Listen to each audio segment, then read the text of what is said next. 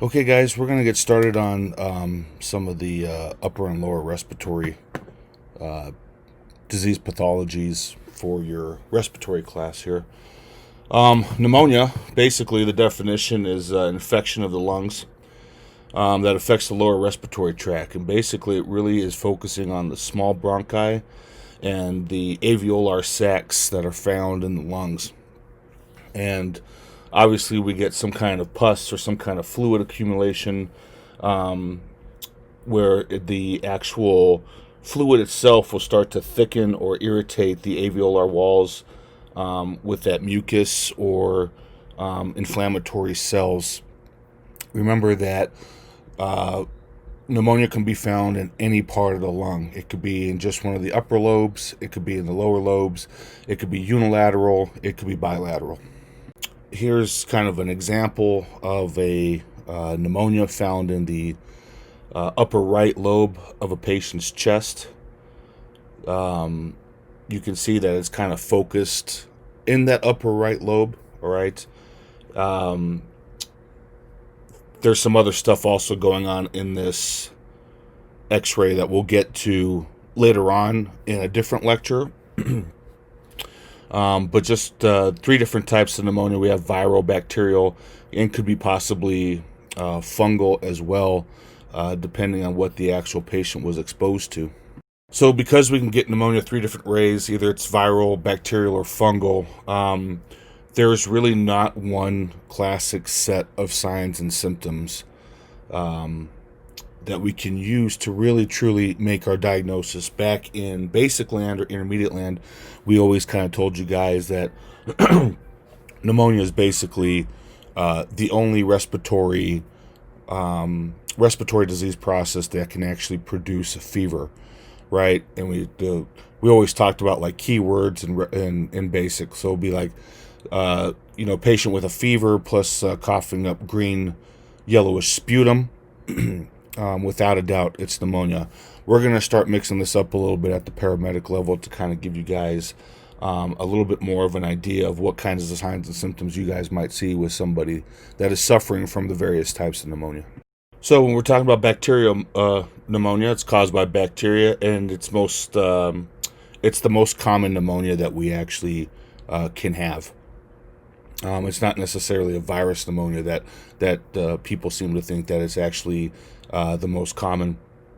And just a side note, tuberculosis is a chronic bacterial pneumonia, very common throughout the world, specifically in our area of the world, due to the fact that they used to, patients that had tuberculosis would move away from those hot, humid places and come to our dry climate in order to help cure them.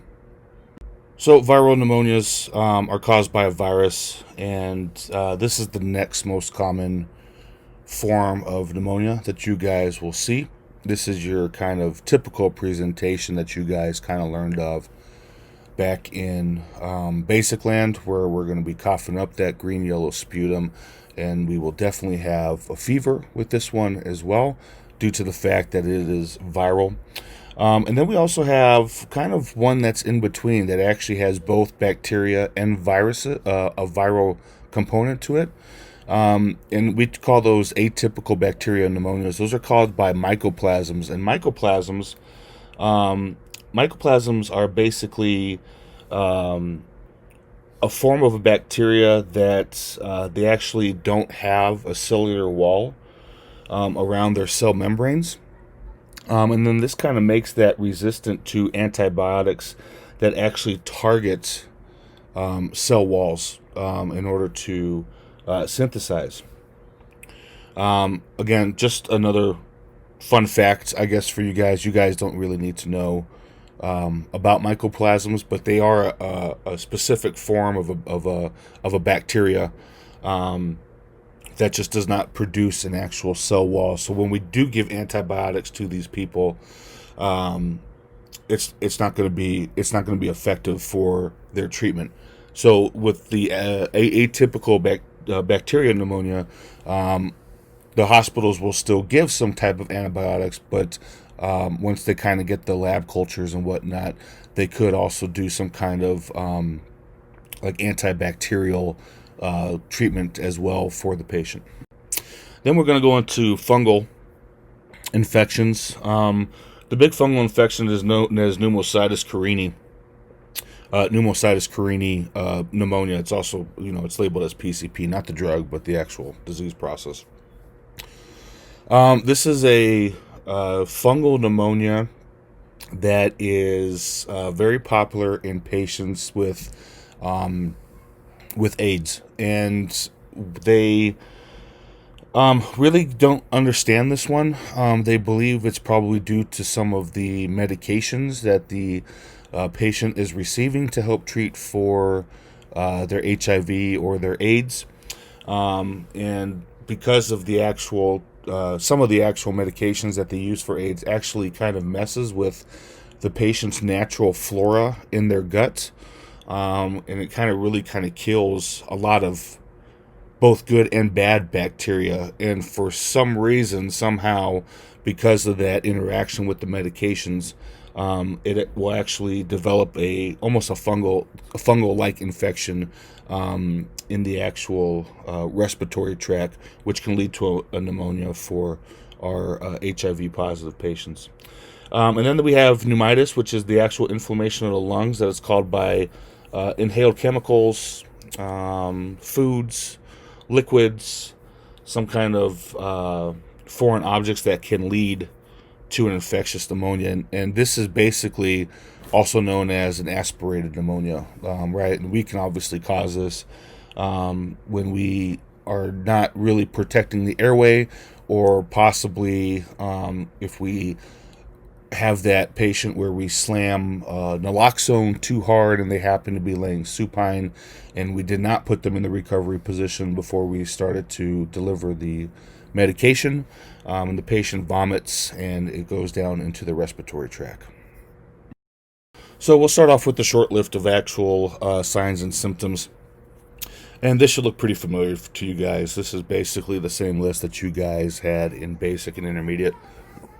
They will have that productive cough with that green or yellow sputum most of the time. Depending on the actual pneumonia, they could develop a fever. Now remember, not all pneumonias will lead to a fever. Eventually they will.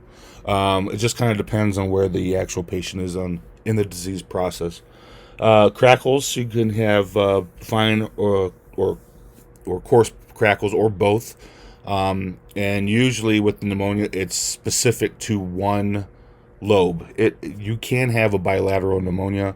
It is actually pretty rare to have a bilateral pneumonia.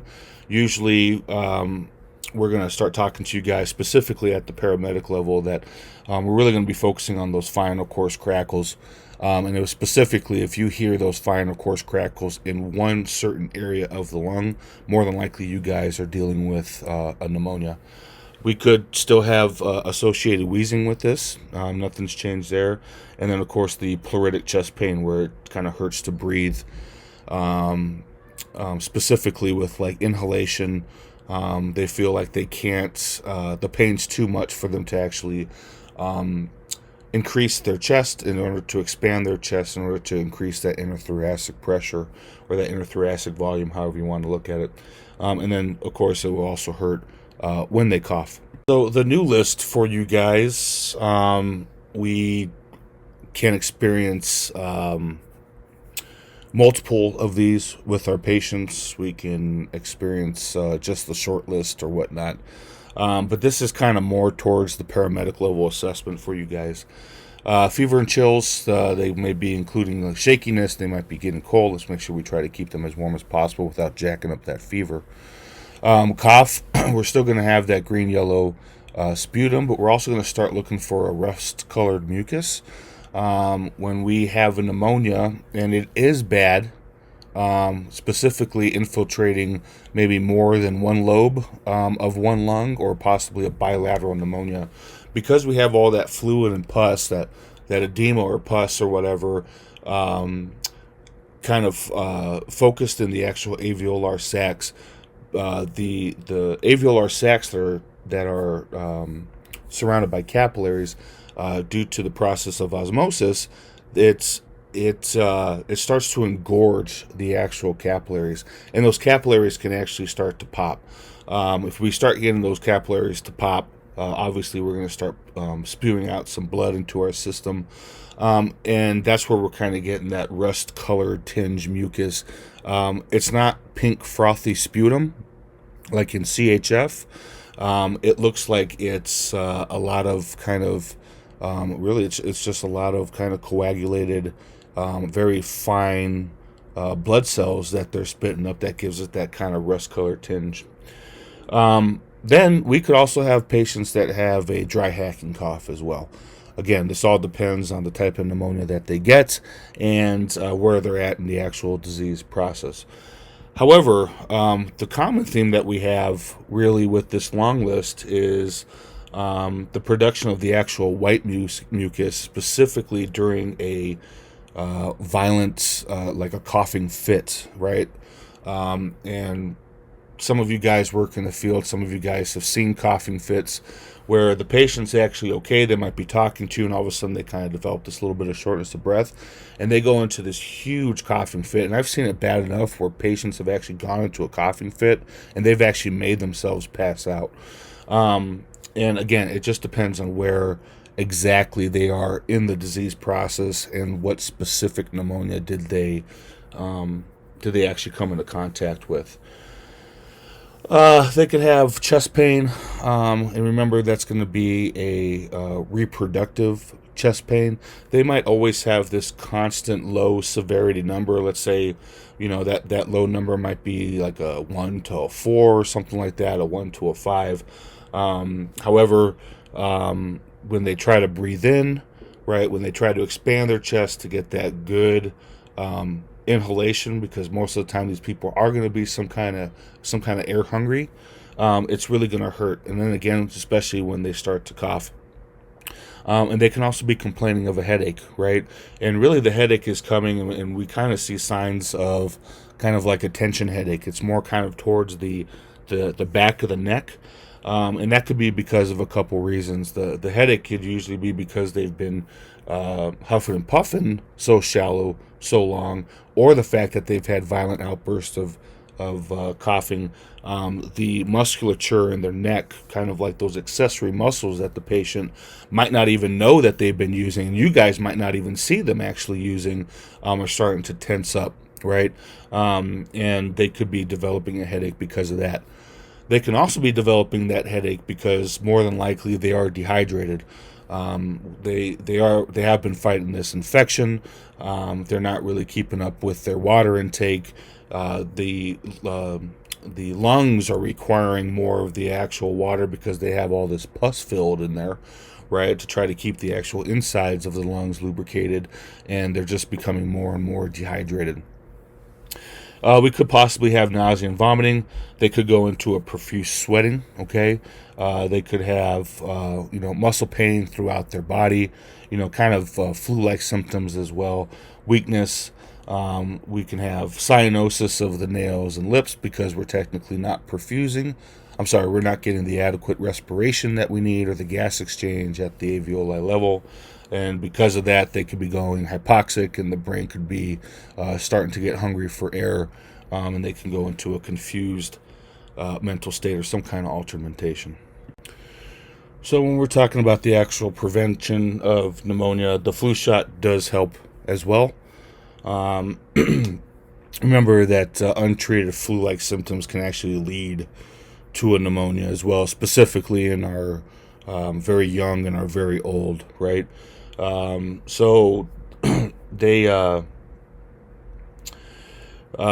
get the flu shots. And then we also have the pneumococcal vaccine, which is recommended now per the CDC guidelines for anybody over the age of 65 or who have any kind of actual chronic, specifically respiratory illness, but really any chronic illness that involves any of the actual big three systems.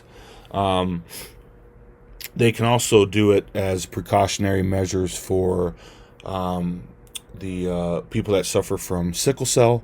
And remember, that's mostly our African American friends or possibly even our Mediterranean friends.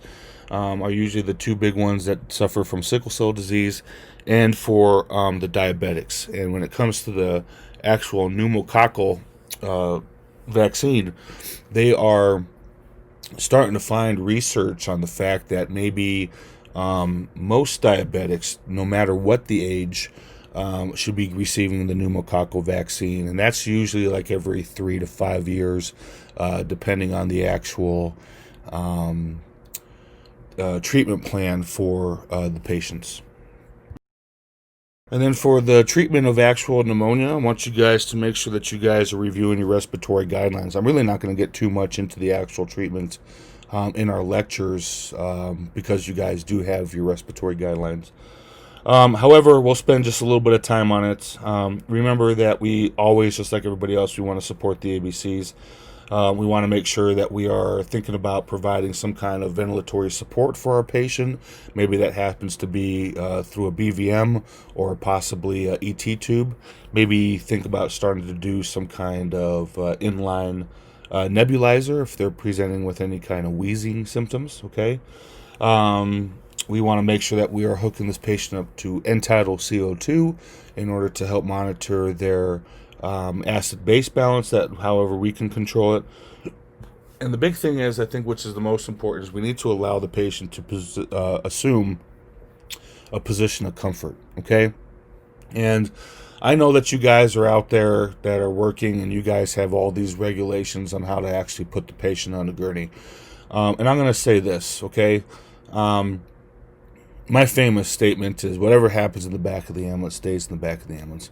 As long as we can secure the patient in the case of an accident, I will position them any way that I can, even if it means that they are not on the gurney and they happen to be sitting on the bench right next to me. Obviously, I'll still be putting them in seatbelts and stuff like that, but we're going to try to let the patient assume the position of comfort. We can administer albuterol. We could do a dual neb, right? If we are suspecting that wheezing, or possibly if that patient is just really in kind of respiratory distress, but we're paramedics now, right? We have got to put this patient on cardiac monitoring. No ifs, ands, or buts about it, okay? And until you guys kind of get a little bit more comfortable in your shoes, specifically when you guys get out there into paramedicine, anybody, I don't care who it is, anybody that's complaining of any type of chest pain, I don't care if it's reproducible or not, you guys should be putting those people on cardiac monitors. And specifically, if we're thinking about a pneumonia, we really need to put these patients on a cardiac monitor in order to look at the workload of the heart, okay? What else? Remember that when we're talking about tachycardic patients, when we're talking about tachycardic patients, remember that albuterol is a sympathomimetic, right? And even though it's a selective beta-2 adrenergic drug, we're still going to have some beta-1 effects on that, okay? So, again, anytime that you're dealing with some kind of geriatric and you're thinking about doing some kind of sympathomimetic drug, always have on that back burner that, look, I can really kind of overload their heart. We're going to start using up a lot of sugar, and then you guys can kind of really combat that by starting an IV and giving this patient fluid. If this patient really does truly have a pneumonia, they are dehydrated, period. Okay? A little bolus of fluid can go a very long way in some patients.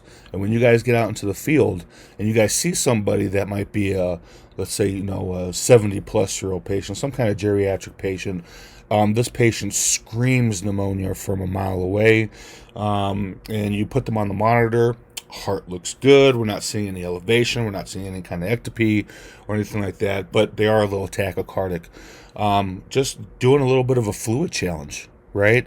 And remember that when you guys are dealing with a pneumonia, we don't want to give them too much fluid because they already have fluid in their lungs. We don't want them to get backed up, right? So if we're looking at this patient, small boluses, 100, 200 cc's, right, at a time.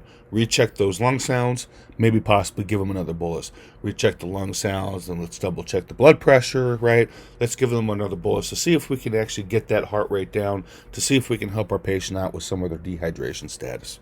That's it. That's all I got for you guys. Please make sure you guys look over your pneumonia treatments, okay? In your respiratory guidelines, there's not much we can do for the pneumonia. Really, all we're doing is supporting the ABCs, keeping the patient comfortable with all of our awesome therapeutic communication, and making sure that that airway stays open and patent. Get them to the hospital so that they can get some antibiotics or at least some blood work to find out what kind of pneumonia that we're dealing with. If you guys have any questions, please feel free to email me. See you on the next lecture.